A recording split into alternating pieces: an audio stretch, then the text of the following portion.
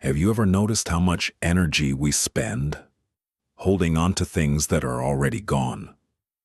Holding on to words someone said years ago.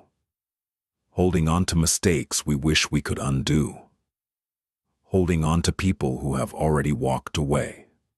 And somehow, even though those moments are long over, the mind keeps replaying them again and again.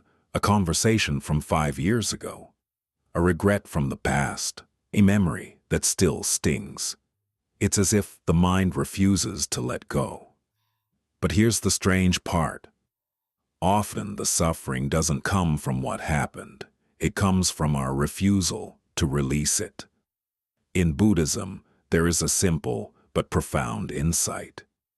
Much of human suffering comes from attachment, not attachment to objects alone, but attachment to ideas, memories, expectations, and identities. We cling to how things should have been.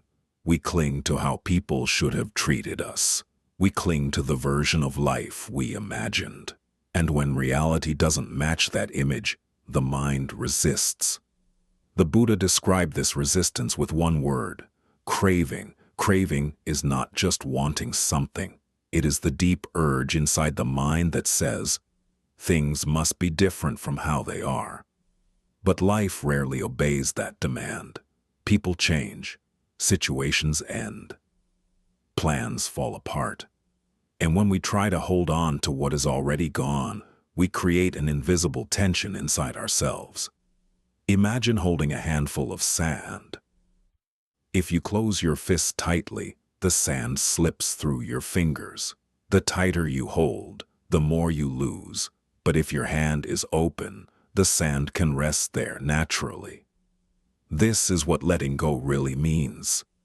It doesn't mean you stop caring.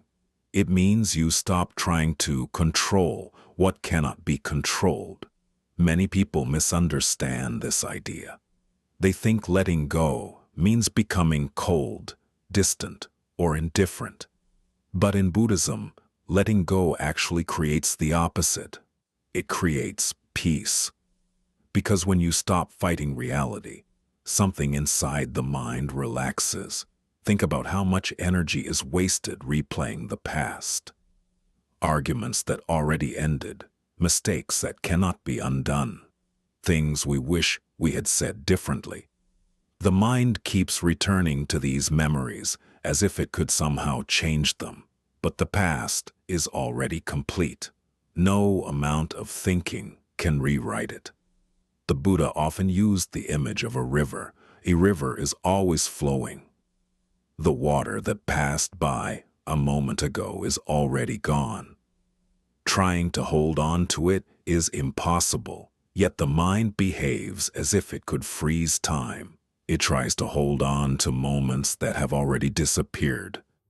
This is why letting go is not about losing something. It is about recognizing what was never ours to keep.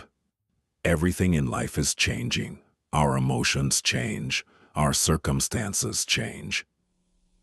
Even the person we were yesterday is not exactly the same person today. This is the principle of impermanence, one of the central teachings of Buddhism. At first, this truth can feel unsettling. If everything changes, then nothing feels secure. But when understood deeply, impermanence is not frightening. It is liberating. Because if pain is temporary, then healing is possible. If sadness can arise, it can also pass. If difficult moments appear, they will eventually dissolve. Impermanence means nothing is permanently stuck, and this is where real freedom begins. Letting go does not require dramatic change. It begins with a simple shift in awareness.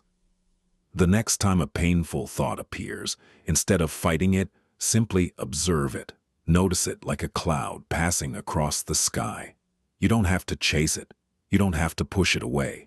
Just watch. Thoughts appear. Thoughts disappear.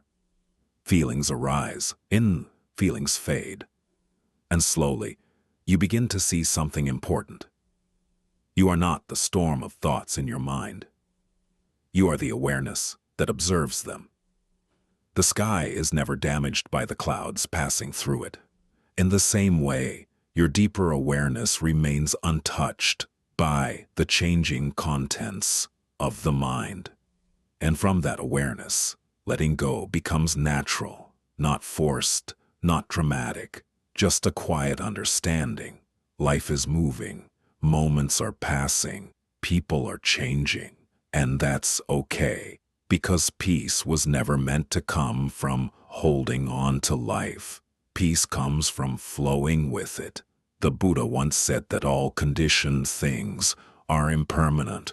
When we see this clearly, we stop trying to control what cannot be controlled. And when that struggle ends, something remarkable appears. A sense of lightness, a sense of space, a sense of freedom that was always there, hidden beneath our attempts to hold everything together.